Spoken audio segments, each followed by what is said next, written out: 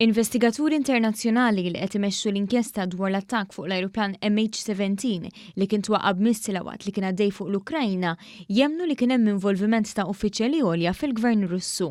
Dawn is-suspetti komplew jissaħħu fl-aħħar sigħat kif ġew pubblikati diversi telefonati li saru bejn persuni qrib il-Kremlin u l-mexxija ta' ribelli Ukreni b'mod regolari.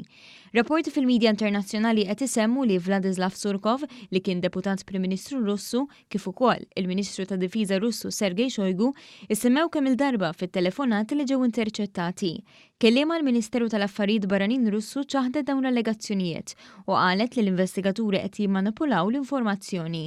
Għalkemm l-ajruplan MH17 ma jissemmiex fit-telefonati li ġew interċettati mis-servizzi tal-intelligenza Ukreni, l-investigaturi jemmnu li Mosca kienu jafu x'qed jiġri kif kellhom influenza fuq affarijiet amministrattivi, finanzjarji u militari tas-separatisti akkużati bit-twaqqih tal-ajruplan. L-inkjesta kienet diġa qalet li s-sistema li minna ġiet spara tal-missila li waqqet l-ajruplan ġiet mill-Brigata Russa ta' kontra l-ajruplani li hija bbażata f'Kursk.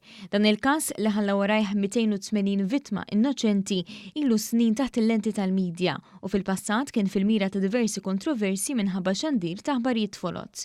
Fiċ-ċentru ta' dan kollu kien hemm l-Ewroparlamentari Pieter Omtzigt li huwa magħruf għall-involviment li kellu xi snin ilu biex jgħin xut fals fil-mod kif iwieġeb fid-domandi u biex jinfiltra l-għalja li attendew il-qraba tal-vittmi tat-tiġrif tal-ajruplan MH17.